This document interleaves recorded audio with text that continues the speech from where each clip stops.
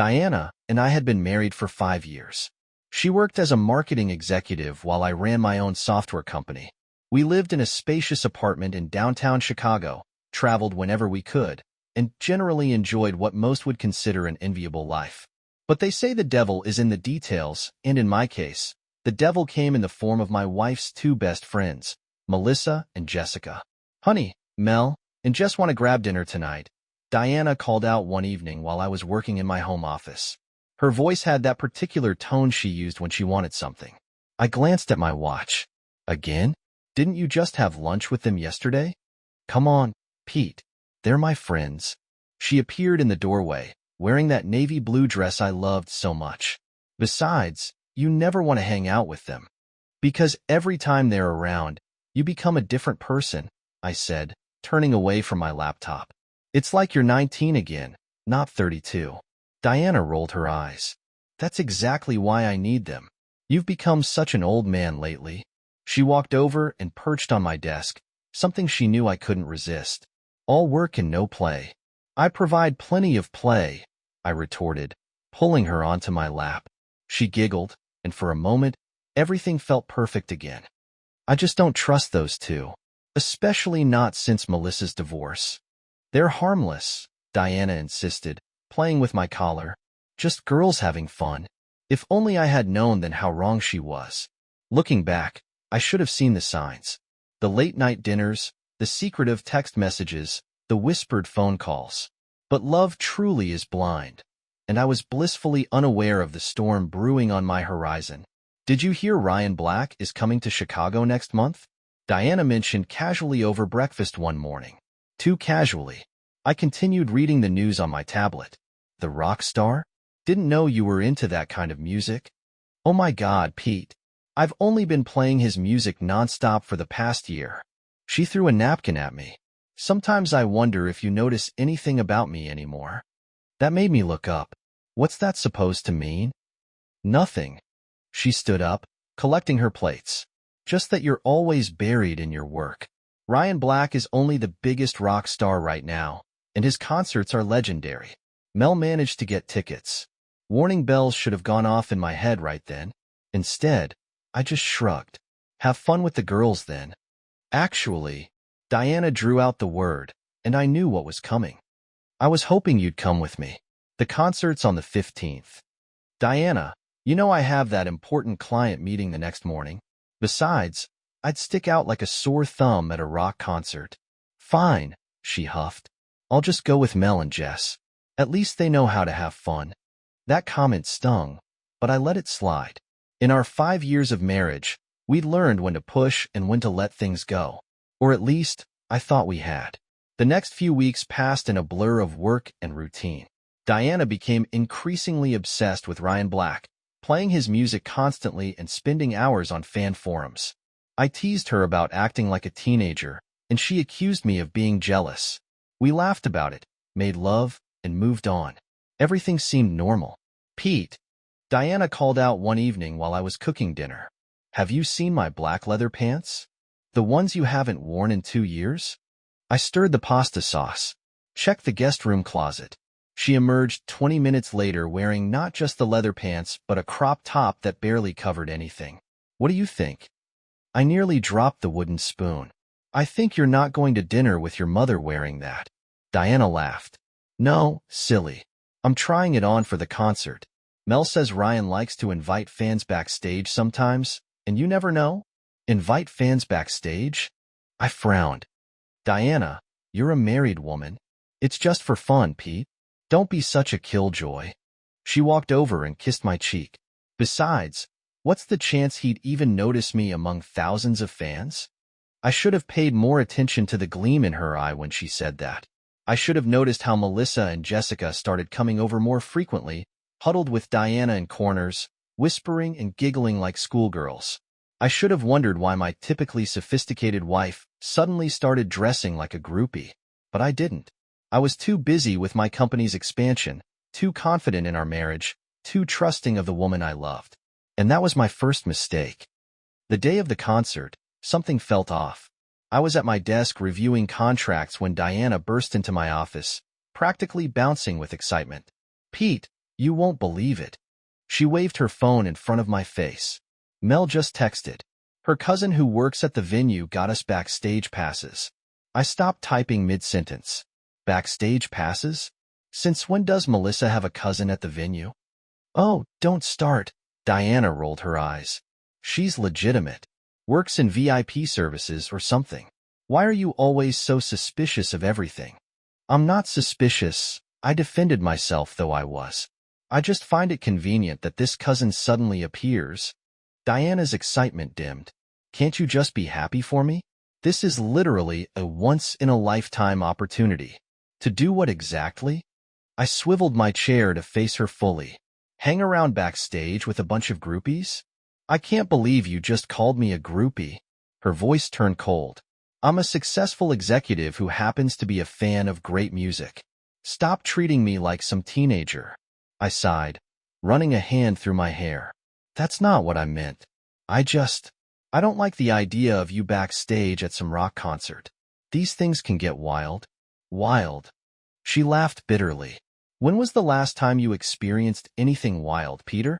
The most exciting thing you do these days is trying a new coffee shop. That hurt. Diana. No, save it. She headed for the door. I'm going to this concert. I'm going backstage. And I'm going to have an amazing time with my friends.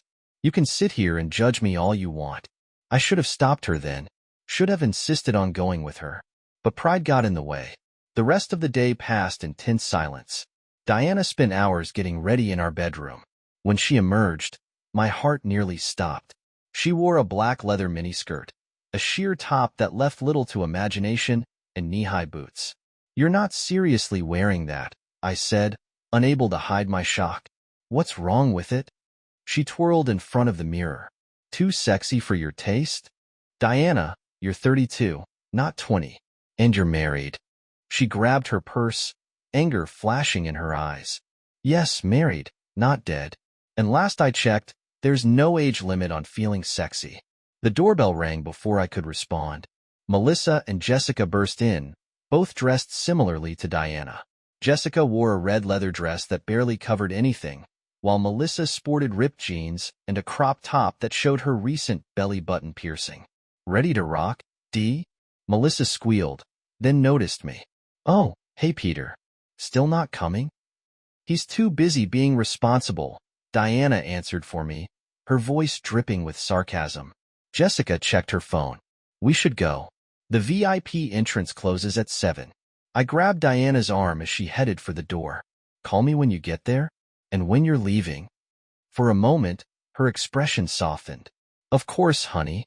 She kissed my cheek. Don't wait up, though. These concerts can run late. Plus, you never know who you might meet backstage, Jessica added with a wink that made my skin crawl.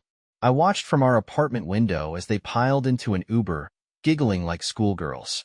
Diana didn't look back. The hours crawled by. I tried to work but couldn't focus. At 8:30, Diana texted, at the concert. It's amazing.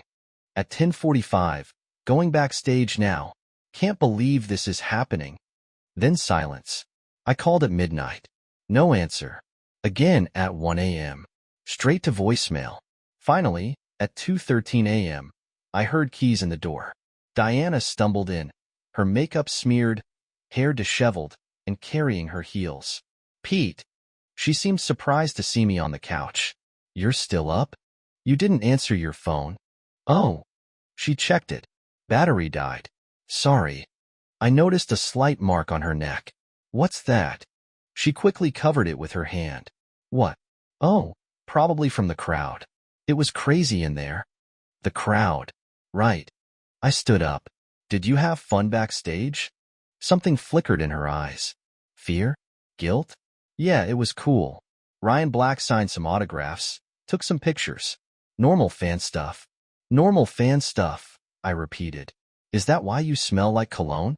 Men's cologne? Diana pushed past me toward our bedroom. Don't be ridiculous. It was a crowded concert. I probably smell like all sorts of things. Diana. I'm tired, Pete. And drunk. Can we not do this now? She started undressing, avoiding my eyes. It was just a concert. Nothing happened. I wanted to believe her, needed to believe her. But as I watched her rush to the shower, I couldn't shake the feeling that everything had changed. That night, she slept facing away from me for the first time in our marriage. When I reached for her, she murmured something about being too tired. I lay awake, staring at the ceiling, replaying every moment, every word, every gesture. I didn't know it then, but that concert was just the beginning. The night my perfect marriage started its descent into hell. The changes in Diana weren't immediate, but they were unmistakable. It started with small things, the way she guarded her phone, how she'd suddenly leave the room to take calls, her constant texting with Melissa and Jessica. One morning, about a week after the concert, I noticed her smiling at her phone during breakfast. "Good news?" I asked, trying to sound casual. She jumped slightly, quickly turning the phone face down. "Oh, just Mel being silly. Mel's usually at work this early. She had a late start today," Diana replied too quickly. "Hey, I might be home late tonight. Girls' night." I set down my coffee. "Again? That's the third time this week. Are you keeping count now?" Her tone turned defensive. "I'm not allowed to see my friends?"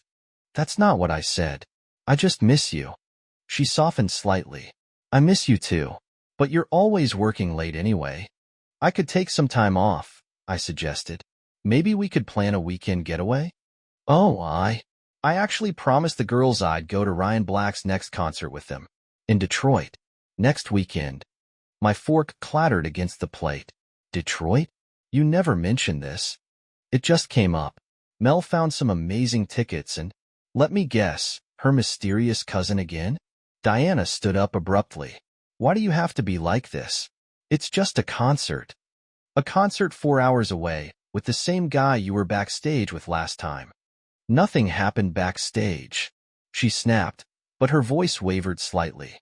I noticed she'd started wearing more makeup to work, dressing differently. Her usual elegant business attire gave way to tighter clothes, shorter skirts. One evening, I came home early to find her trying on outfits while video chatting with her friends.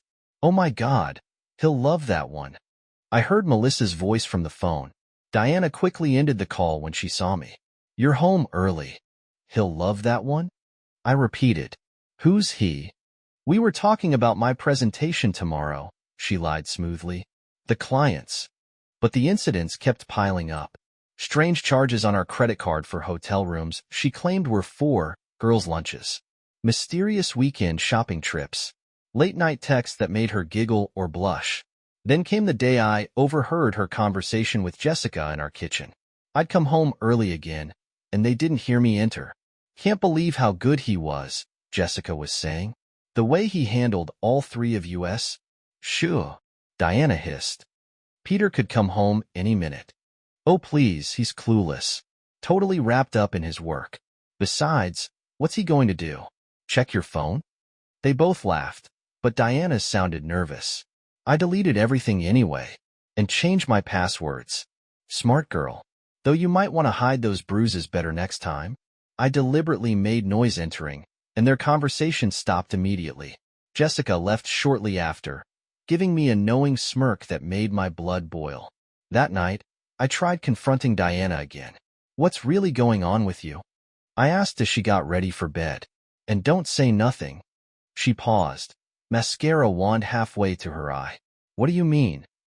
"The secret calls, the strange hours, the new clothes, the hotels. Are you spying on me now?" She turned to face me, eyes flashing.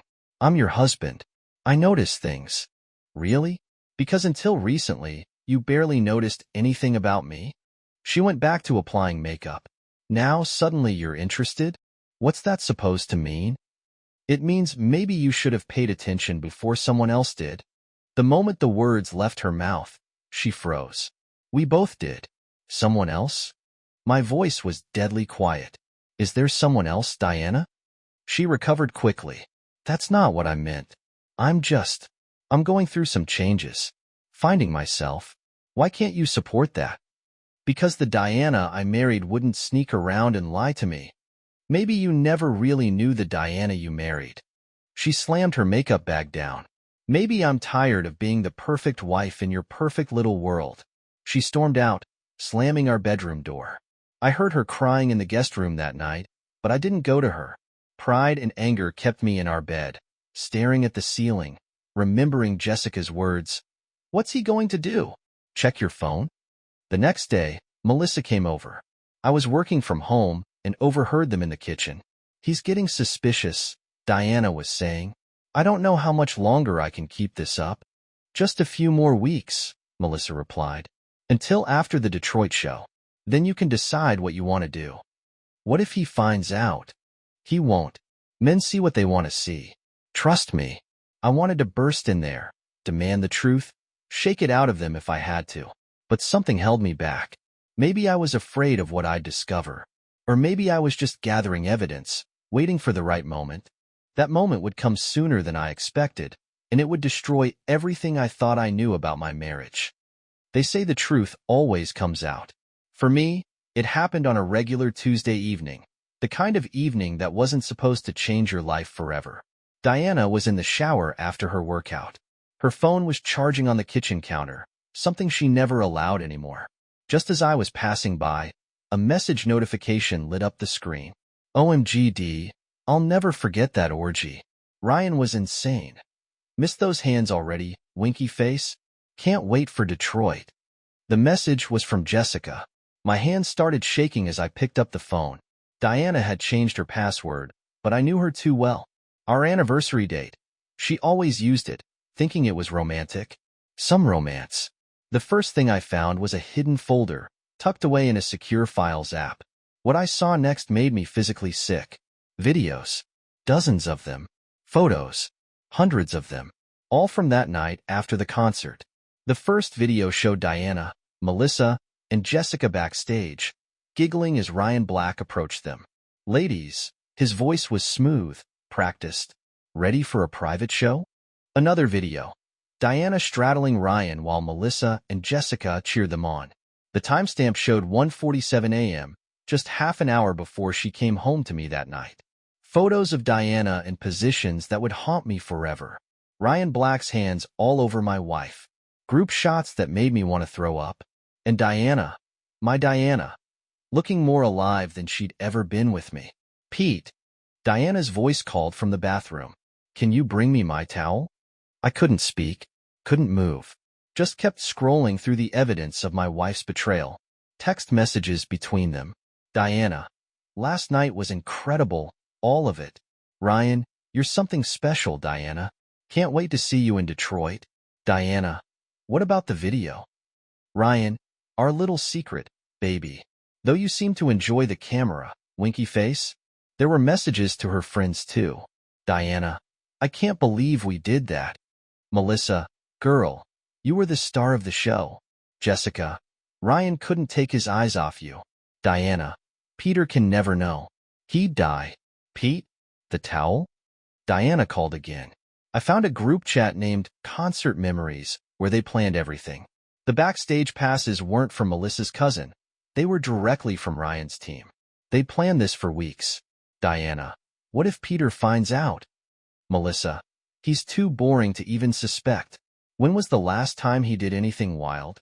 Jessica, "Besides, what's he going to do? Cry about it?"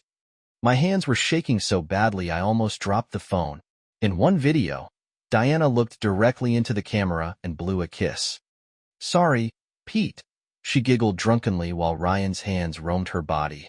Sometimes a girl needs more than spreadsheets and coffee shops. The shower stopped running.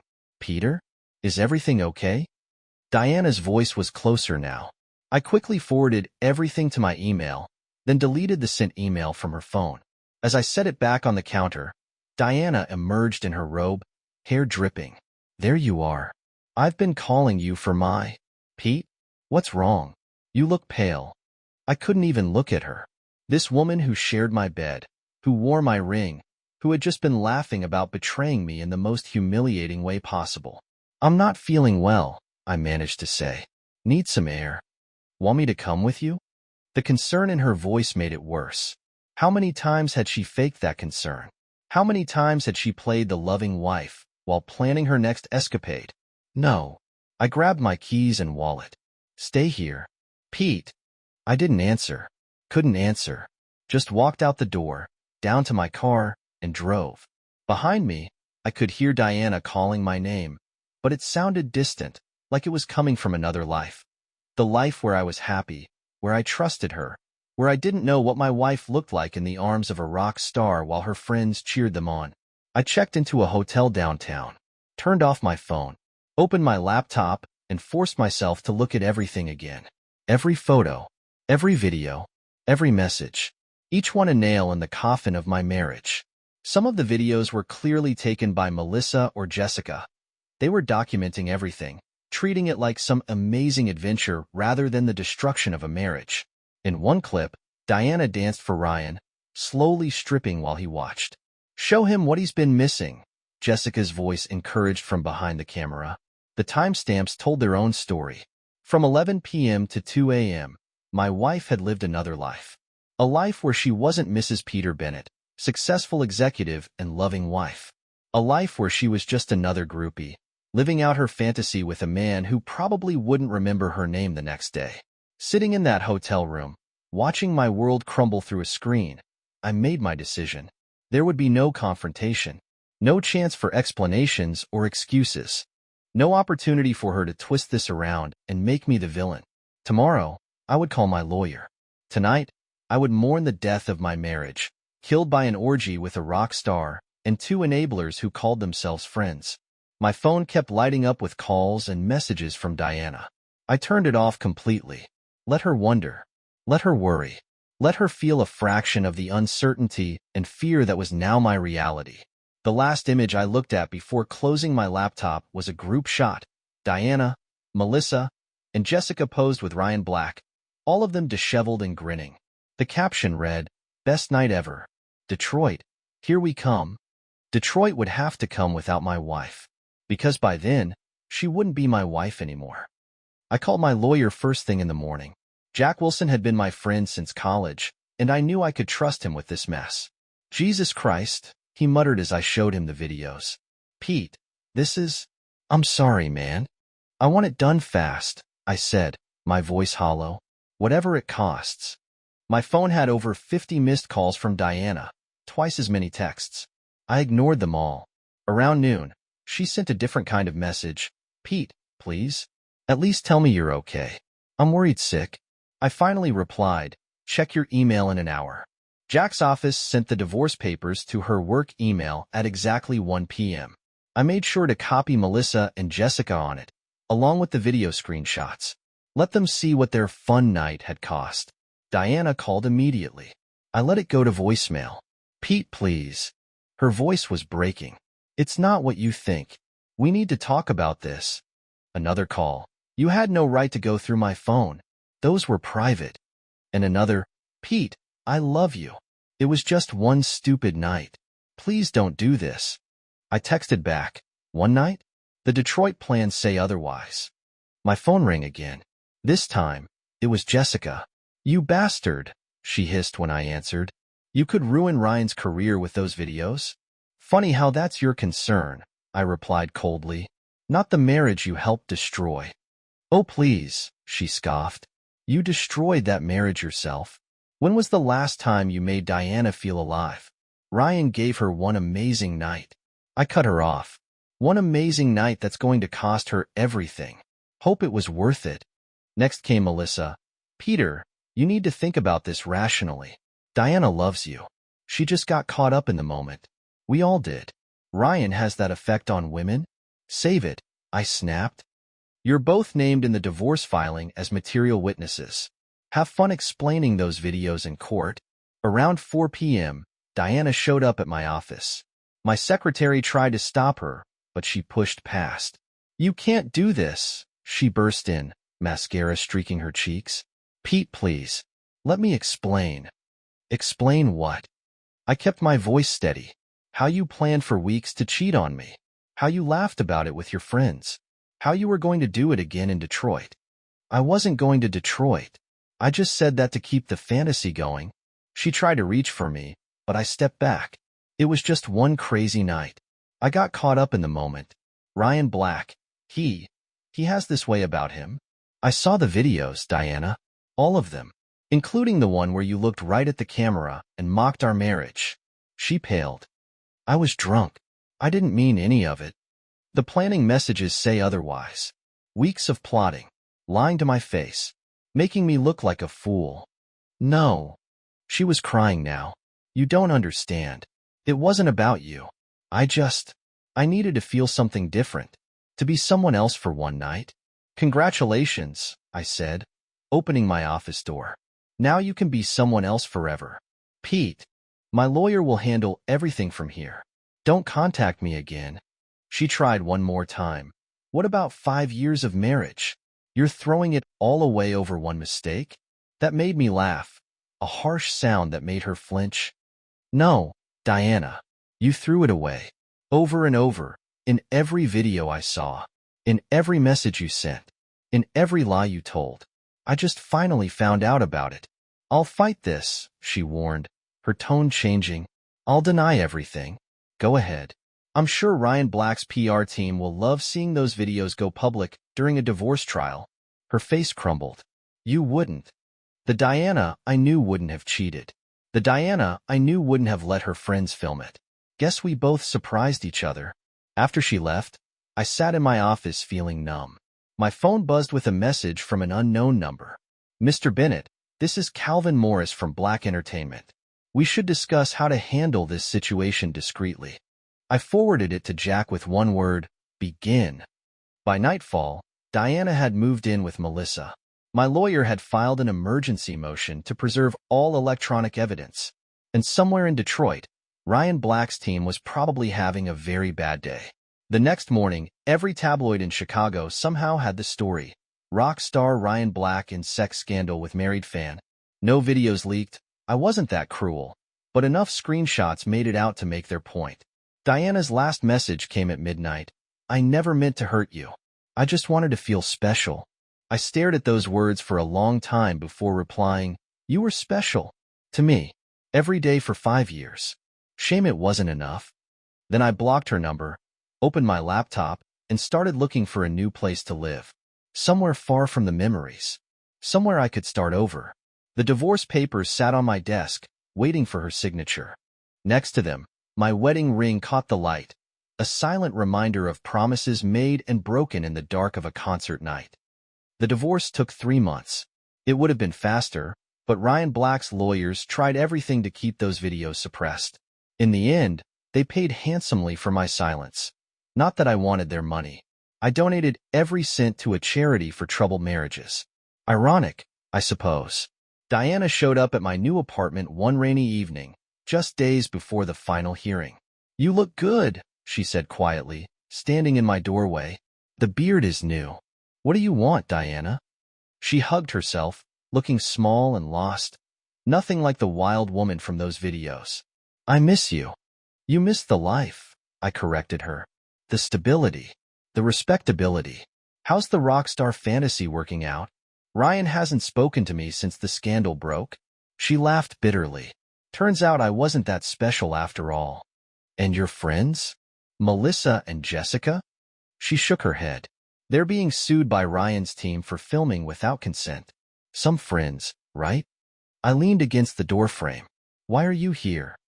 I saw the settlement offer. Her eyes filled with tears. You're giving me the house? Half your company shares. I want this over. We could start over, she whispered. I made a horrible mistake, but what we had died the moment you chose to betray it. I cut her off, and filmed it, and laughed about it. I was drinking, caught up in the excitement. For weeks beforehand, during all the planning, the secret messages, the lies. I shook my head. You weren't drunk then, Diana. You were just selfish. She tried one last time. I still love you. No, I said quietly. You love who you thought I was. Boring, predictable, safe. The guy you could cheat on because he'd never suspect. Well, surprise. That guy's gone. Pete, the papers are signed. It's done. Go live your exciting life, Diana. Just do it far away from me. After she left, I poured myself a drink and opened my laptop. There was an email from Jessica, the first since everything exploded. Peter, You destroyed our lives over one night of fun. Hope you're happy. Ryan's team is bankrupting us with legal fees. Diana lost her job when the scandal broke. All because you couldn't handle your wife having one adventure. You're pathetic. I wrote back just one line, no, I'm just no longer blind. The final hearing was quick. Diana didn't contest anything. She sat there in her conservative blue suit, so different from what she wore that night, and quietly agreed to all terms. No alimony. No joint property. A clean break. Do you have anything to say before we conclude? The judge asked her. She looked at me, tears streaming down her face. I'm sorry. For everything. I said nothing. My silence was my answer. Outside the courthouse, Melissa tried to approach me. Peter, wait. Save it. I cut her off. Enjoy the lawsuits. We never meant to get caught. I smiled coldly. Yeah, that part was clear from the videos. Good luck explaining those to Ryan's lawyers. The scandal eventually died down. Ryan Black's PR team spun it as a regrettable incident with overzealous fans. Diana moved to California, last I heard. She was working in a small marketing firm, far from the executive suite she once commanded. Melissa and Jessica settled with Ryan's team for undisclosed amounts, their friendship with Diana another casualty of that night. Me? I sold the company, moved to Seattle, started over. Some nights, I still wake up hearing their laughter from those videos, seeing Diana's face as she mocked our marriage for the camera. But those nights are getting rarer. 6 months after the divorce, I received one final email from Diana. I think I finally understand what I lost. Not just you, but myself. The person I was before that night. The woman you loved and trusted. I'd give anything to go back, but we can't. Can we? I hope someday you'll find someone worthy of your love. Someone who knows that real excitement isn't found backstage at a concert, but in the quiet moments with someone who truly loves you.